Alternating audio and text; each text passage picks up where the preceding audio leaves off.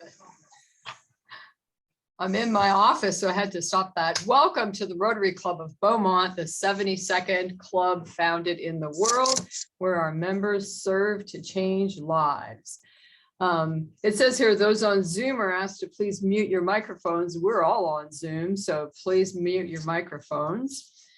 Today's invocation will be given by Henry Venta, Professor of Management, College of Business at Lamar University.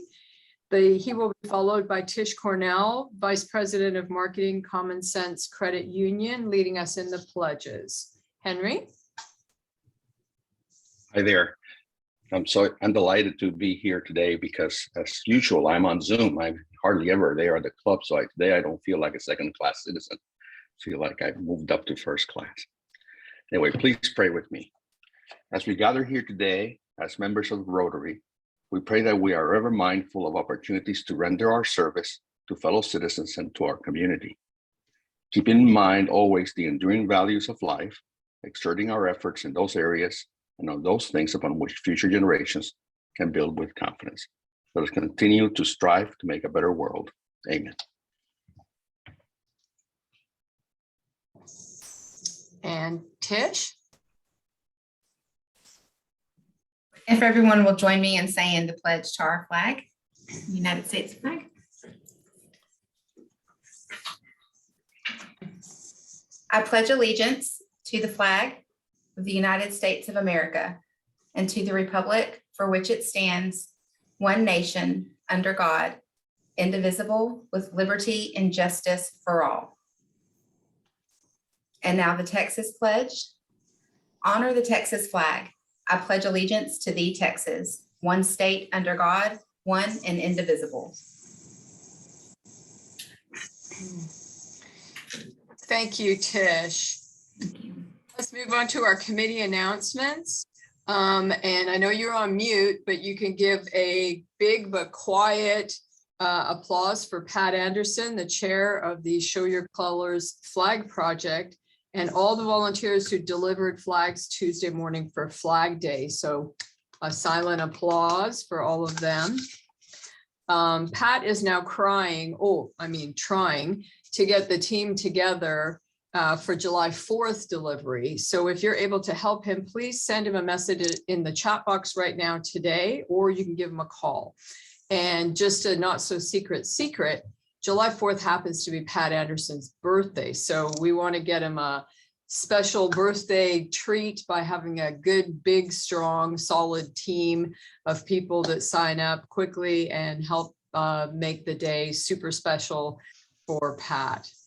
I'm going to turn it over to Deborah Drago now, the chair of our Rotary Performers and Swan Song Committee. Thanks, Juliana. So don't you want to be part of making history, at least for the Rotary Club of Beaumont? So maybe you're not as talented as I am with your musical prowess, but you can work a mean hot glue gun. Or maybe you're not into theatrics, although I do know some of you better than that. Or maybe you just like to boss people around. The point is, the not so ready for primetime players are still looking for our friends and fellow Rotarians to join us in a production in Brad's honor on Wednesday, the 29th at AMSET. So if you have a few minutes to stay after today's meeting, we will be discussing our plan for moving forward, setting up some rehearsal dates, still looking for a few ideas, a few good men and women to join us. So stay afterwards. Thank you.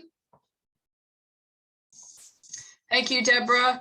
And now let's hear from John Lee, our chair for the World Series.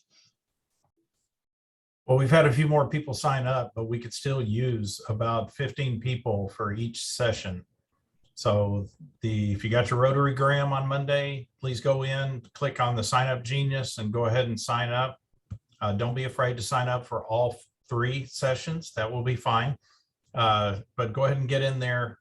I've got to turn in the initial list tomorrow to the CVB so they can order the t-shirt. So if you want a t-shirt that actually fits, make sure you go ahead and get in there today so we get that done. And then we'll see everybody on the 27th. Remember, this is July 27th. There won't be a meeting at the Elegante. Instead, we will all be volunteering for the World Series of Beat Baseball. So let's do it for Beaumont, and let's do it for the people that travel from all over the country to come here to participate. So please sign up. Thank you. Thank you, John. At this moment, we will now pass to Dana Timaeus, the managing partner of the Timaeus Law Firm, who is going to introduce our guest speaker today. Dana?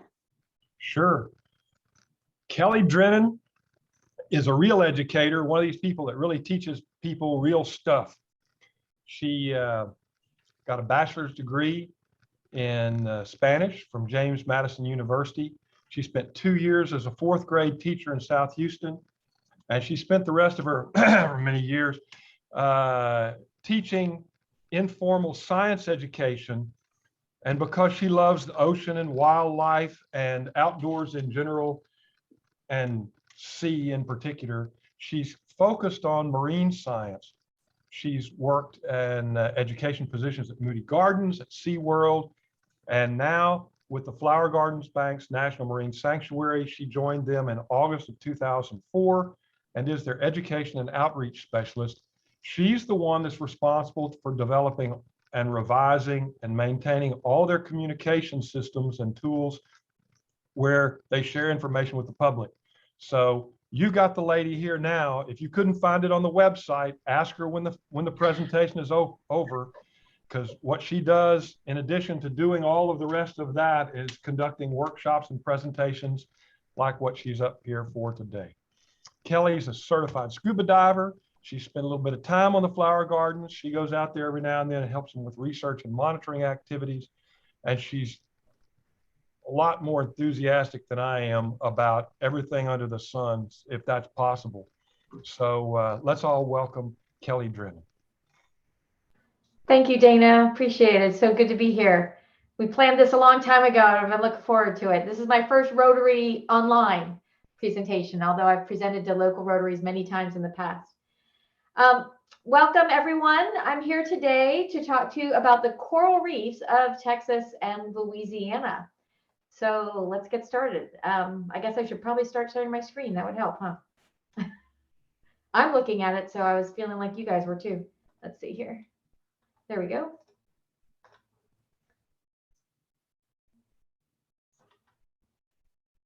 All right, can you all see it now? Yes, we're good. Okay, super, Jackie, thank you. All right, so coral reefs of Texas and Louisiana. As Dana mentioned, my name is Kelly Drinnen. I'm the education and outreach specialist with this very special place off the coast of Texas and Louisiana called Flower Garden Bank's National Marine Sanctuary. And this is part of a bigger national marine sanctuary system. National marine sanctuaries are similar to national parks, but they're underwater. They protect important habitats, animals, historic artifacts, etc. But there's still places you can visit and enjoy. We just don't have gates and admission fees because that's a little hard out on the ocean.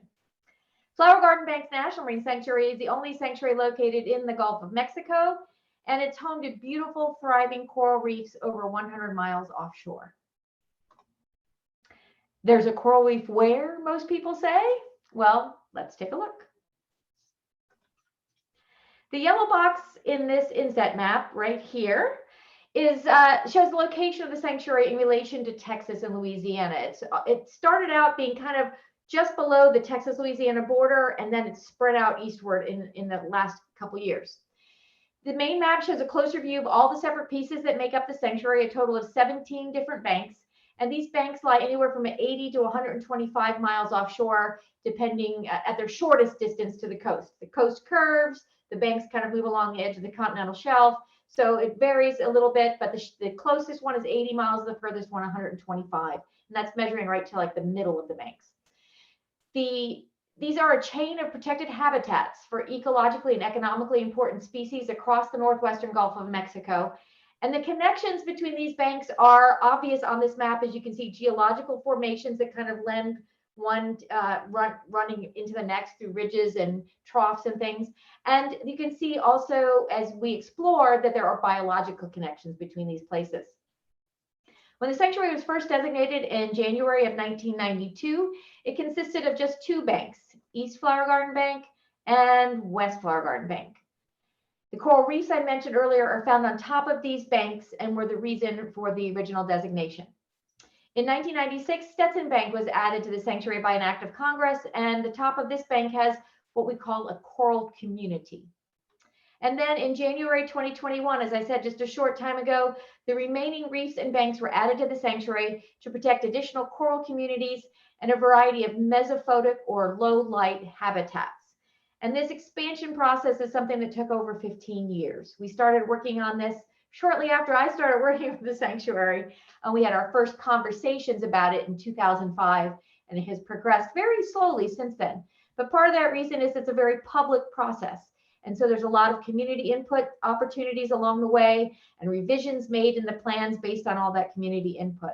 So it's been a very interesting process, but I'm happy to say that if another expansion ever comes along, somebody else will be working on it. The sanctuary banks that I've mentioned are a combination of small underwater mountains, ridges, troughs, and hard bottom patches associated with underlying salt domes. You can see examples of all these features in this map of Rankin and 28 Fathom Bank. The high points would be what you think of as the small mountains. We've got these troughs that run. There's a great trough that runs right between these two banks. There's different kinds of ridges that run out from the banks. And then you see all these little hard bottom patches. Anything that shows up on the map like that, it's got some kind of hard structure as opposed to just being soft sediments. But what is the salt dome that forms this? Well, the salt dome is an isolated layer of salt that's been pushed up through overlying sediments by internal pressures. In some places, that salt breaks through the surface and we get brine seeps. In others, it simply forces the seafloor to bulge upward, and that's where we get all these different contours and shapes on the seafloor. All that movement causes faults and cracks in the overlying and surrounding rocks, and that's why salt domes are also hot points for oil and gas extraction. The cracks and fissures that form allow different little tiny areas of oil and gas to kind of flow through and merge with others and create bigger pockets that make it worthwhile to drill and extract those oil and gas products. At some sites, the salt dome lies only a few feet beneath the seafloor sediments, and in others, it may be over 10,000 feet deep. It really just depends. And in addition, that salt plug, that pocket of salt that creates a dome can be anywhere from a half mile to 2 miles across. So salt dome formations have been very critical to our oil and gas exploration in the Gulf of Mexico, but they're also found on land. Avery Island in Louisiana is a salt dome. High Island in Texas is a salt dome. So these have to do with the varying levels of the sea over the thousands and thousands of years and how flow of rivers has deposited salts and things and then changes in the sea level. So all this has happened over very, very long periods of time. Why are these banks so special? Well, the upthrusted rock from the salt domes provides gathering places for open ocean species and structure for settlement of a variety of organisms, creating pockets of reef habitat across the continental shelf. And our continental shelf off of Texas and Louisiana is actually very wide. Some states, you'll see it's very narrow, like off of California, but off of Texas and Louisiana, it goes out for a great distance, over 120 miles. The reef habitats of the sanctuary fall into 3 main categories.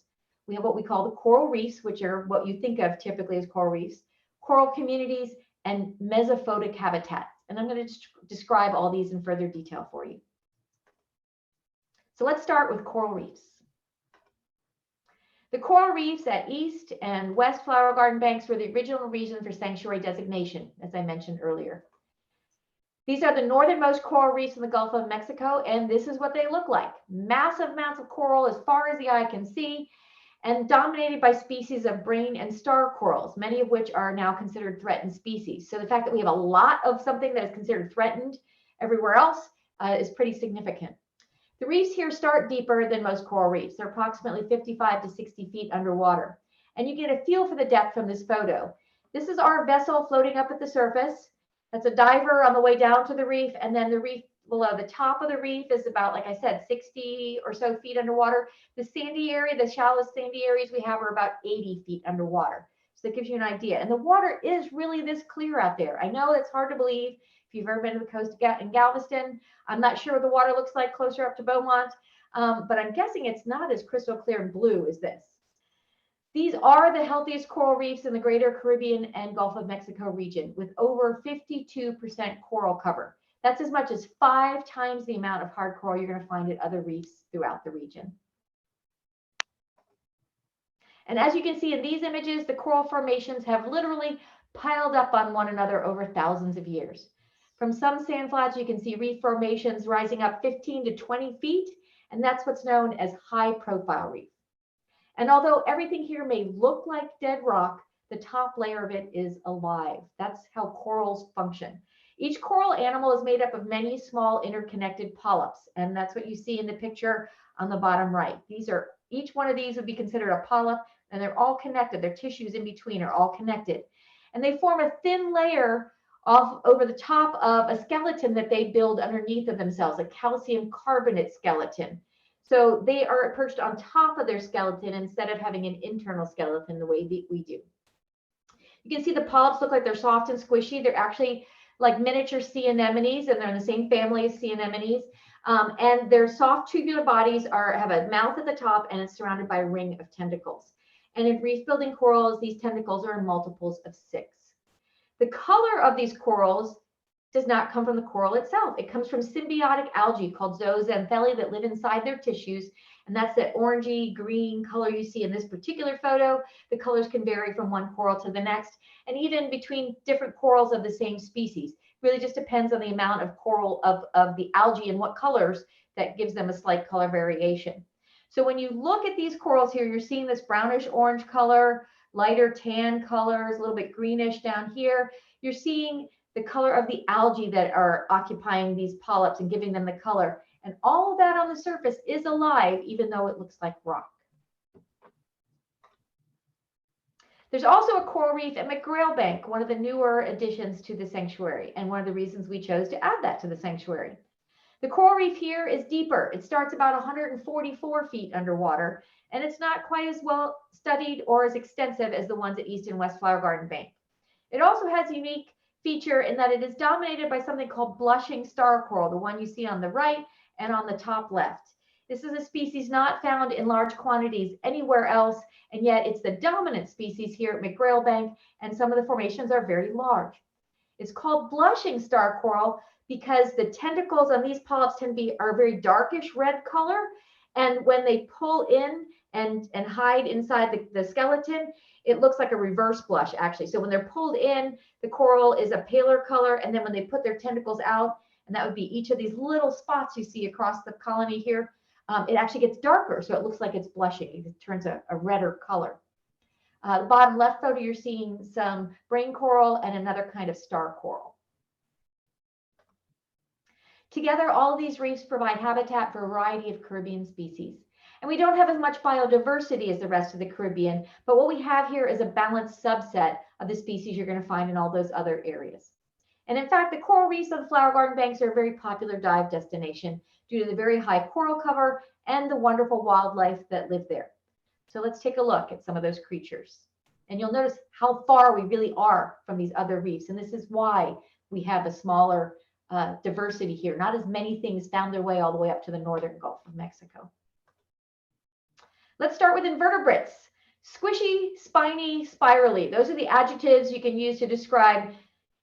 If you use one of any invertebrate will fall into one of those categories. These are often quite literally niche animals. They hang out in all the nooks and crannies on the reef. You probably recognize the octopus on the left, but maybe not the spirally organisms at the bottom right. These are Christmas tree worms.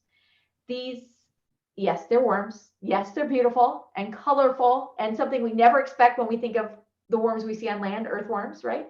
But these actually have a segmented body that looks more like an earthworm, but it lives inside of a tube, and that hard tube has coral growing all around it. So all you're seeing is the very end of the tube, and they poke their gills out, these beautiful spiraled tree-like gills.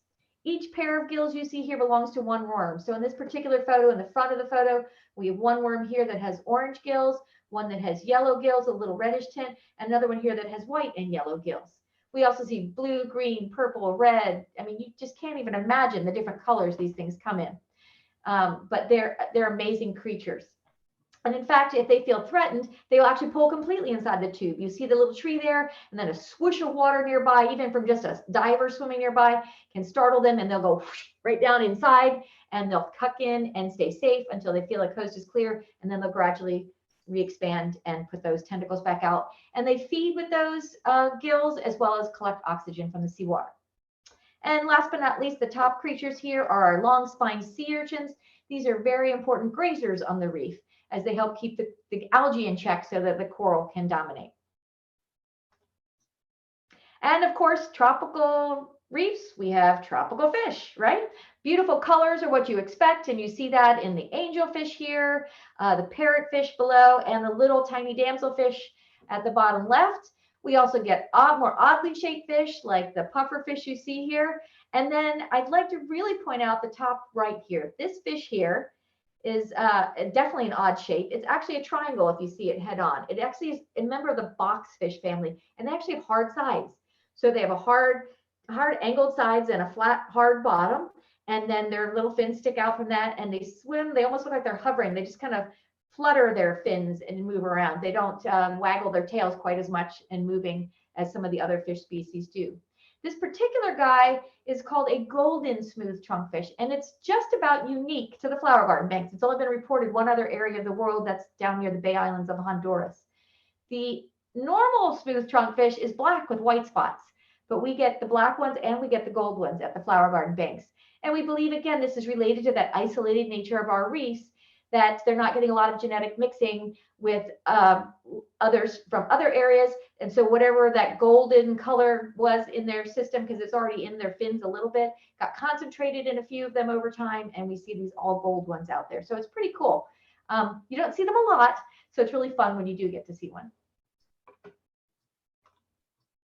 And I'd be remiss if I didn't mention the big stuff. Of course, we get sea turtles out there. This is a loggerhead sea turtle, named for the large head it has compared to other sea turtle species. We also have hawksbill sea turtles that love sponges. Both of these guys love sponges, and they get plenty of that out here on our reefs. These sea turtles are found out there all year round. And as you may know, the adult females come back to beaches along the coast of Texas and Louisiana to nest and lay their eggs. But most of the males and non-nesting females spend their entire lives at sea. We also have manta rays year round out in the flower garden banks. And this is one of the big attractors for divers, because you're almost guaranteed to see a manta. It doesn't happen every single time, but every trip I've ever been on, somebody saw a manta ray. So even if it wasn't me, somebody on the trip saw a manta ray. They're plentiful out there. We've identified over 100 different individuals. We do that by looking at the spot pattern on their belly. It's unique to every animal. It's kind of their fingerprint. And then we do occasionally get whale sharks, the biggest fish on the planet. And these guys come cruising through, starting usually about July, August timeframe, and sometimes into the fall. And when we see them, I mean, they're just fantastic. This one photo is actually taken in the flower garden banks. You can see the reef down below. They cruise along very slowly. They got very wide mouths, and they just kind of slurp plankton as they go along. And these are also identified by their unique patterns. The spot pattern is different on every single individual. And what they do is they look at a particular section right here between the dorsal fin and the pectoral fin, and they snap a photo, and that way they can catalog these animals as well. And so there's whole databases out there that allow researchers to submit information, and that way they can track them and see maybe where they're showing up in multiple places. So we don't know where our whale sharks are coming from. We suspect from down by Mexico, where people see them a lot more frequently, but we don't have verification on that yet. So you've seen some of our wildlife, our exotic coral reefs, right? Well, what are these coral communities I mentioned before? These are areas that have some reef building coral, but not enough to actually form the reefs themselves. It's more the rock, pushed up rock and hard bottom areas that have coral perched on them, as well as a lot of algae and sponges. So algae and sponges dominate these environments, but there are some corals there. And Stetson, Bright, Geyer, and Saunier banks are the areas in our sanctuary where you'll find these coral communities. These include most of the same fish and invertebrate species as the flower garden banks, but the animals are much more out in the open at these banks because there's fewer places to hide, quite frankly. And if you're a fish geek like I am, I love to survey fish. I love to find the fish I haven't met yet. Stetson Bank is an absolutely wonderful place to dive and go searching for the things you don't find very often. They're just easier. They're still not easy to find. There's some fish I still haven't seen out there, but we've removed lionfish and I've seen them in the guts of lionfish. So I know they're out there, but I've only ever seen the dead ones. So I would love to see some more of these fish species live out there on the reef. Stetson and Saunier are what we call mid-shelf banks. They're the ones that are only 80 miles offshore. They're the closest ones to land. They start still like the flower garden banks, about 55 to 60 feet underwater, and they look very similar. Rocky ridges, rubble areas, and lots of algae and sponges. The photo you see here, Stetson Bank, looks like it has a lot of coral though, doesn't it? Well, that's because there's one spot, the highest peak at Stetson Bank, that's absolutely smothered in this kind of coral. And then there's almost no coral anywhere else out there at the bank. So for whatever reason, this spot was ideal for this species of coral. This is a spiny flower cactus and spiny flower coral. I'm sorry, it has cactus in its, like the cactus is part of its scientific name, sorry. Sometimes called a cactus coral, I guess. And it's always swarming in fish. You can see all the fish here all day long. It's just a beautiful place to see all these different fish species mixed together. So Saunier Bank up here, you're seeing lots of different sponges, the orange, the pink, the kind of faded brown and orange here, and then algae growing around them. And there's some fire coral you can see in this image too. This is more of what a lot of Stetson Bank looks like, but we had to share this spot with the beautiful coral. And then, well, all four of these communities fall within recreational dive limits. Bright and Geyer banks are deeper and they're out closer to the shelf. They're what we call shelf edge banks, like the rest of the banks in the sanctuary. They're about 124 miles from land and a minimum depth of 105 to 115 feet underwater. So you're not going to get to spend much time out there if you're a scuba diver because your bottom time would be limited, but you can actually dive these areas. And again, you can see fire coral and algae and sponges and lots of fish everywhere. So up to now, we've talked about these relatively shallow habitats in the sanctuary. Now let's talk about what I call the fantastic mesophotic or low light habitats down deep. So meso means middle, photic means light, and that's where we get this middle light. It's not as deep as like the trenches, the very deep part of the Gulf of Mexico where there's absolutely no light. There's some light penetrates here, so they call that a middle light area. To us, in our normal tech terminology, we'd say it's a low light area. Not super obvious that light is penetrating. We prefer to be down there with lights and cameras. Very little light reaches these habitats, and they are beyond the reach of recreational dive skills. So we visit them with remotely operated vehicles, or ROVs. These maneuverable underwater vehicles allow us to explore with lights and cameras. They have features that allow us to sample some of what we see. We have manipulator arms and storage containers, all these kinds of things that have been built in. And we use that, we bring them back to the surface for further examination later. Mesophotic habitats are something that all 17 banks of the sanctuary have in common.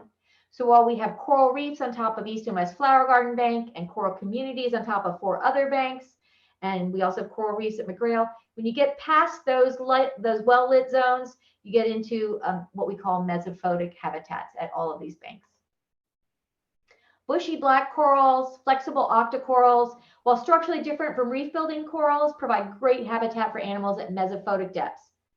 Black corals are deep water species named for the color of their internal skeleton. This orangey brown colored object up here, this is a black coral. It's not black in color. They come in white and green and yellow. And like I said with the Christmas tree worms, a great variety of colors, but their internal skeleton is black. Which you've probably seen before, a piece of coral on the beach or in a gift shop, which is where we hope you don't see them, but the coral skeletons from the shallow coral reefs are white, and that is a big difference between them. Octocorals, on the other hand, are named for the shape of their polyps, which have tentacles in multiples of 8. And remember, I said that the reef building corals have tentacles in multiples of 6.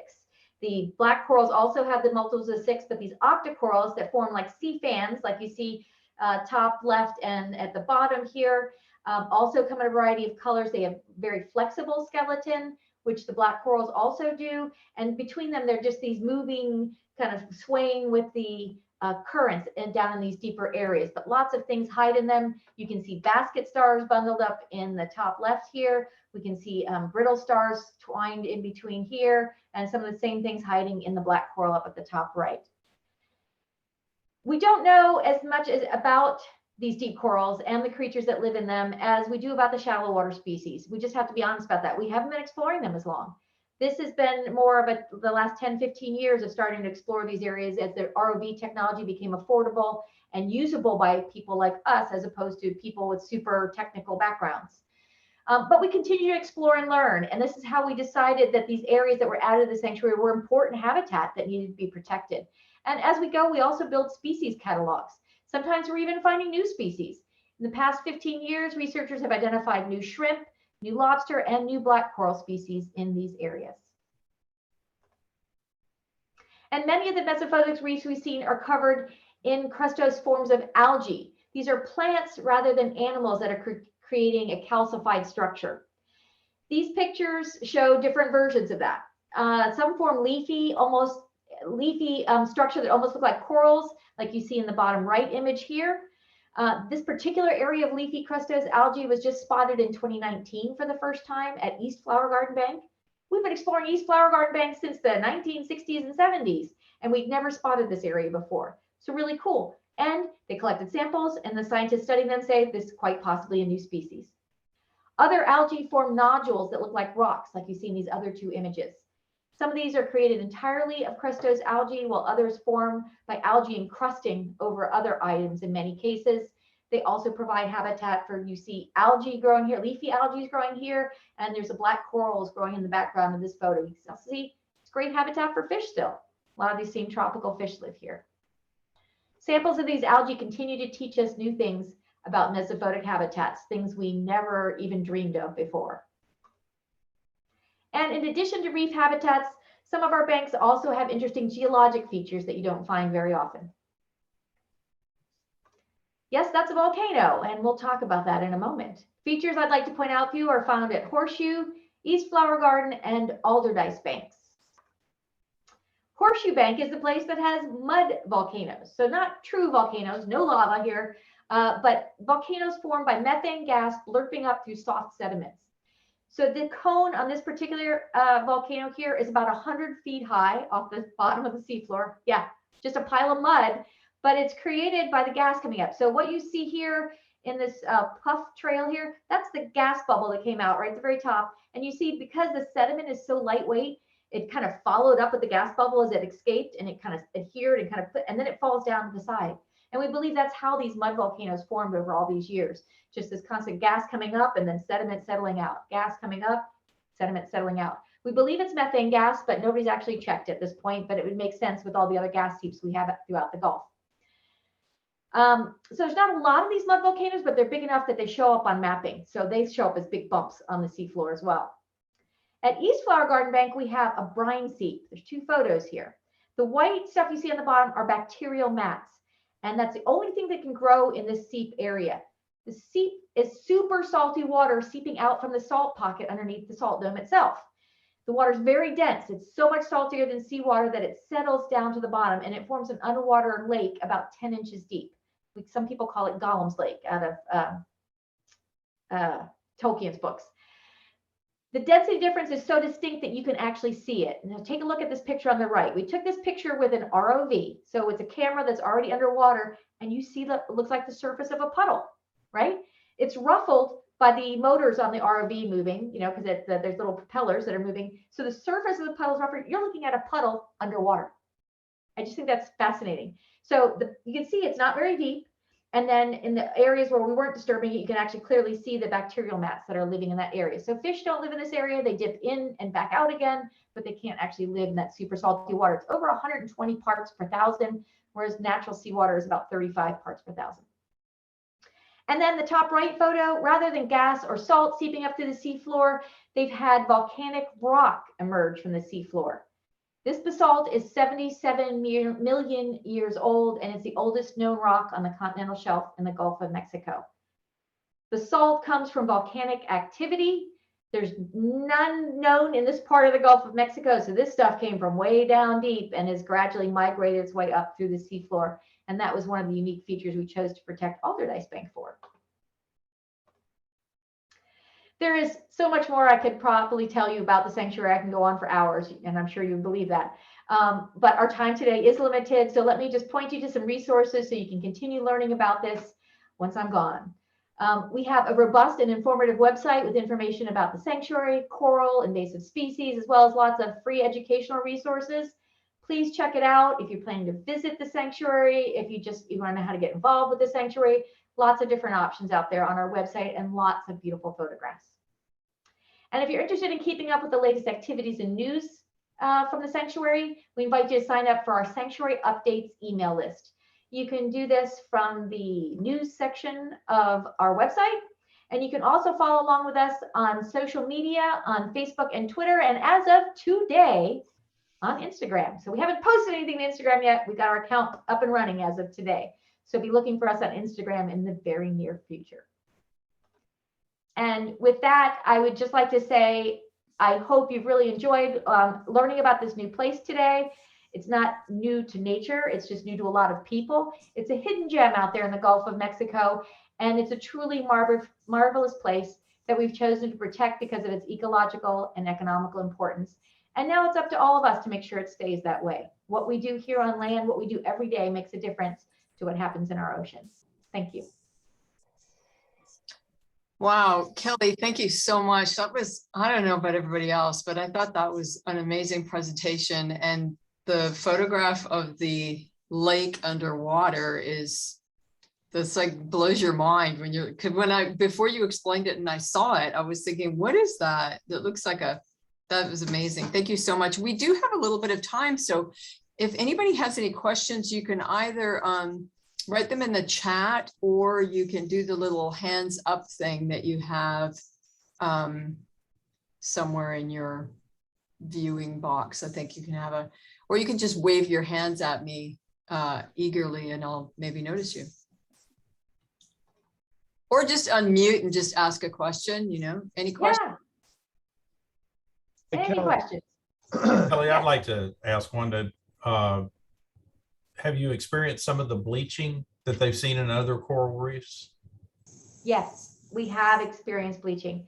2005, 2015, I'm forgetting another year, that there were some massive bleaching events across the globe, on coral reefs across the globe, and we did not escape them. However, the resilience of our reefs has allowed for them to recover at a rate of about 99.something%. So we've seen very little mortality because of bleaching. A lot of people don't understand bleaching doesn't mean that the corals die. It means that they lose their symbiotic algae.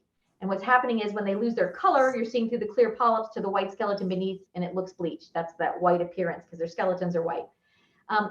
If whatever causes that, which is usually high temperatures, but can be other stress events like even extremely cold temperatures can cause bleaching.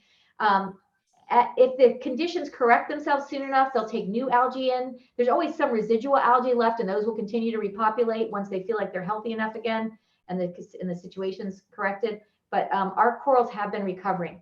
It also takes a little bit longer for our corals to start bleaching because we're deep. So the top of the reef is 60 feet underwater. We've got a 60-foot water buffer. It takes longer for that much water to heat up and get that warm down at the reef level. But we do see our temperature range for tolerance for the corals is about 68 to 86 degrees Fahrenheit. And you will see 86-degree temperatures on the bottom at the reef in the summertime. Wow. And that can be really concerning. So usually if we see bleaching, it's just starting in August, and we'll see it really come out in September and October because it's a cumulative effect of the heating stress. But so far, so good. Hey, Kelly, following along that same line, what about the infections that we've seen in Cozumel and the Bay Islands, some places? Have you had that on the flower gardens? So far, so good. We have not had that one. So it's called stony coral tissue loss disease. It's a big long name with the initials SCTLD, or some people call it SCTLD. Stony coral tissue loss disease is still not understood. We don't understand what the pathogens are, exactly what's causing it, but it's causing mass die-offs in corals. It was first observed in the Florida Keys and in the upper Florida Keys, and it's gradually migrated all the way down. It's spread throughout the Caribbean in a bunch of locations. And it's a very concerning disease. To the point where they have done rescue coral. They've rescued corals and removed them from the reefs, put them in places like Moody Gardens here in Galveston and many other zoological and aquarium facilities across the country to kind of retain them in reserve and make sure they stay healthy and things in case all the corals die from this disease, that we'd have something left to start restoring those reefs. The concern is that whatever it is portable through the water. And so if you go diving or snorkeling in one of these locations, you might get the pathogens, the germs in your gear, in your clothing, in your swimsuit or whatever. And then if you go diving somewhere or snorkeling somewhere else, you might take it there. So there's Florida Keys worked with a lot of other partners and then shared the information with us that the best defense is that disinfection of everything you've worn when you go anywhere near a coral reef. So if you just go on vacation and you're going in and swimming around in the water near a coral reef, please make sure to disinfect, completely clean even whatever you're wearing, any gear you took in before you go to any other location so that you're not accidentally spreading this, since we don't know exactly how it does spread. They're still studying and they're doing treatments with antibiotics that they're finding are effective. So it's likely there's a bacteria involved, but the antibiotics aren't always effective. So they've been developing a number of treatments. If it hits the flower gardens, man, it's going to be a nightmare. Because when you go out and they treat it, it's like putting this like a clay-like substance with the antibiotic in it and putting it around the edges of all the diseased areas. And ours is so deep that we have so much limited time working out there, and we have so much coral so close together that we really don't want it out there. So the main dive boat that goes out there, the Fling, actually has disinfection tanks right there at the docks so people can dunk and clean their gear before they even load it on the boat. But even if you're just vacationing anywhere near coral reefs, please make sure, launder all your clothes and, rinse all your gear. And if you can, disinfect it. And we've got information on that on our website on the different solutions you could use to do that. Wow. So for hardcore divers like me and Philip and Jay and Amy, if we wanted to volunteer out there or get involved with flower gardens conservation, how would we go about doing that? It's actually really hard for us because we're a government agency. All those rules and regs and paperwork. We do have some volunteer divers that have worked with us over the years, but that requires reciprocity with the NOAA dive program. So you have to already be categorized under a scientific diving program somewhere. For example, Moody Gardens has scientific divers on their staff. We've just gotten the scientific divers at Texas State Aquarium online with us, and we're working on the ones with the Audubon Aquarium. So most often our volunteers come from these other aquarium facilities or universities. There was a time we were able to take students from A&M Galveston and things like that out to help us with our work there, but restrictions have even come down on that. The whole liability issue of people diving off of a NOAA government-owned vessel really puts a crimp in activities. However, if you do go to our email list page on the web, you'll see we have a volunteer email list. We don't use it very often, but when we go out to do community events, if we're hosting an event on property where we need volunteers to help us run activities, staff tables of information, count guests as they come through the door, things like that, then we'll put that call out to our email list and we'll just take the first takers. So that it's not as hard to do something with us on land. We just don't have a lot for people to do. So I'd like to say there's more you could do. The best thing you can do is spread the word about disinfecting gear, making sure people are conscientious about not bringing things to the flower garden. Want me to fix it for you, my love? You don't have to, if you're busy, it's fine. No, I can fix it for you. Polly, can you please mute? Kelly, Yes. this is Chuck Mason. One of the things that popped up several years back at the flower gardens that had never been seen before is the mass fertilization of the coral. Could you tell us anything about that and the significance of it? Sure. Yeah, it was the 1990s, believe it or not, before people actually witnessed coral spawning out at the flower garden banks. And most of the species we have out there are corals that do what we call a mass spawning. In other words, they time it so that all the corals of the same species release their stuff up into the water all at the same time. Most of the species we have out there have both sexes in the pockets of stuff that they let loose. The gamete bundles, we call them, have both sperm and eggs in them, and they float up in the water column and they break apart and everything mixes. It's like an underwater snowstorm. And so through this whole process of everything floating up through the water at night, you see all this fertilization takes place, and then they get little larvae that float around for a while and eventually settle in and find good places and start new corals. Some of the species we have separate sexes. So there'll be one colony that's a male colony and one that's a female colony. And they looks very different when they release. The female bundles, the bundles they release look pretty similar, but they have just eggs in them. And the males look like they're smoking. It looks like this milky substance coming up in the water, and then things blend together. What's really cool about this is it only occurs once a year, 7 to 10 days after the full moon in August, between about 8 and midnight. So there's one coral spawning trip on the Fling every year. It's very hard to get on because people sign up for it the minute it's available, but I highly recommend it. I'm afraid of night diving, and I've still gone out and done the coral spawning because it's just so fascinating. You have to see it. And even if you're afraid of the dark like I am, there's enough going on to keep your mind off of the spooky things that you're not seeing while you're diving.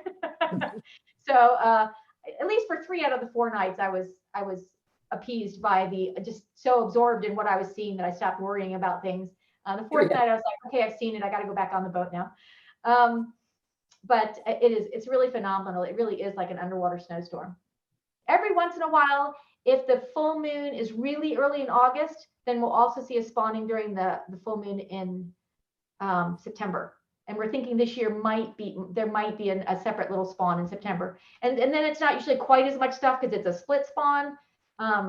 But we don't have any way to absolutely count how much stuff there is. They've tried using videos and things to try and get a feel for it. But the divers say they feel like it's not as much stuff when there's a split spawn between August and September. Wow. Thank you. You're welcome. That's fascinating. Any other questions? I would. Kelly, talk to us real quick about invasive species. As I know, we see lionfish everywhere. Yeah.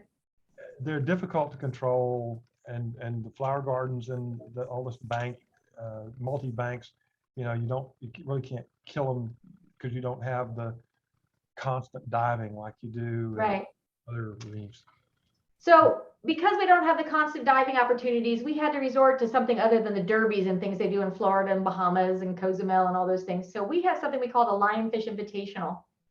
And we invite people to go out on the Fling with us and pay their own way to volunteer us and help us remove lionfish. And we can't keep people away. They love to do this for us. So we had to cancel trips both years during the pandemic, 2020 and 2021. So this year we opened up in June for all the people that had signed on for the 2020 trip and got postponed again. They're on the one coming up on it's going out on the 26th of June. Is our first Lionfish Invitational this year. There were so many people applied though that we opened up a second trip in September this year. Now lionfish are a species that comes from the Pacific, and they have ravenous appetites in the areas where they don't belong. So here in the Caribbean, the Gulf of Mexico, up the east coast of Florida, down the east coast of Brazil, all throughout that whole area, these fish are eating everything in sight. They're eating to the point of gluttony. When we do dissections on them, we see tons of body fat in their guts, and that's not normal for reef fish. This means that they're overeating. They're getting obese.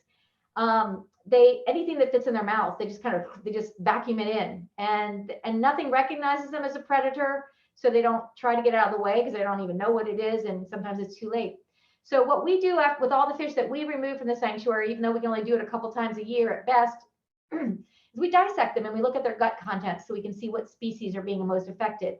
And then we look at the monitoring data we collect every year, all year round. And what we're seeing is the #1 fish species eaten by the lionfish in the sanctuary is the bluehead wrasse.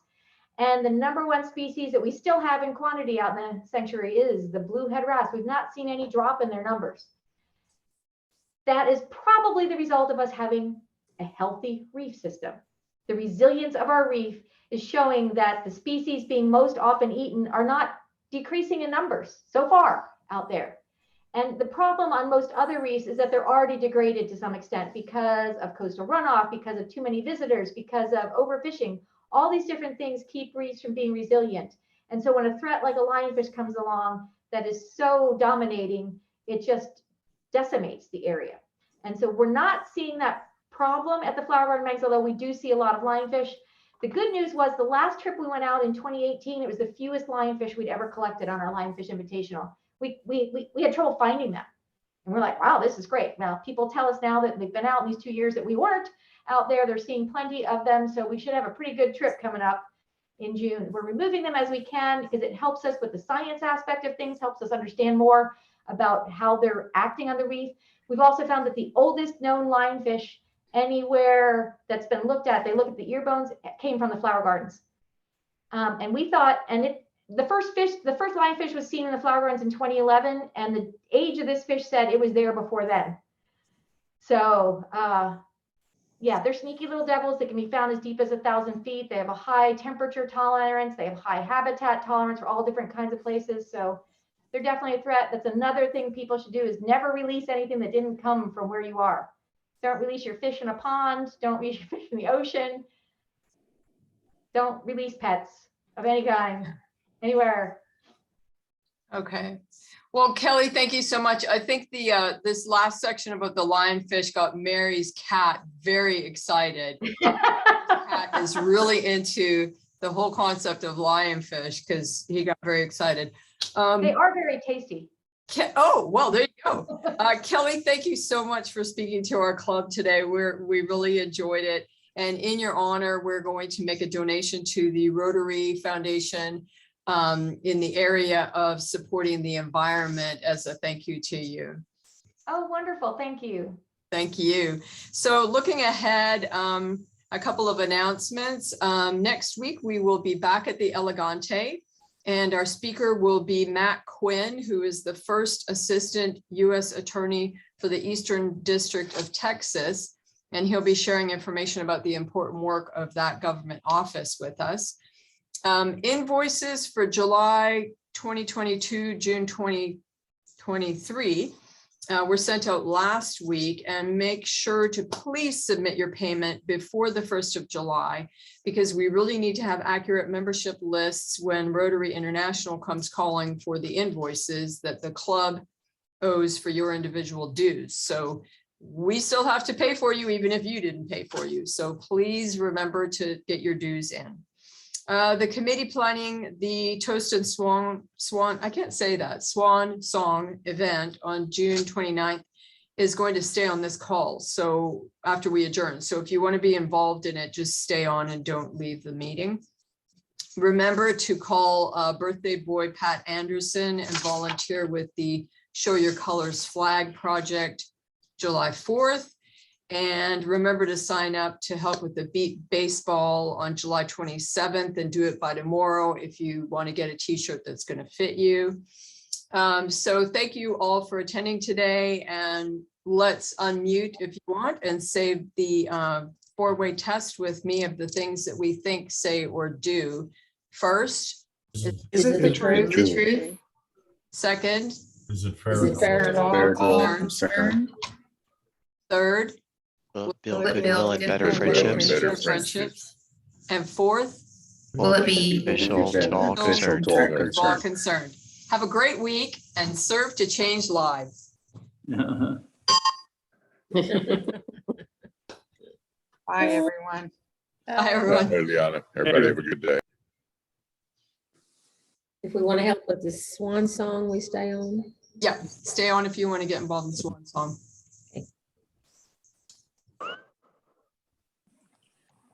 Keep doing that.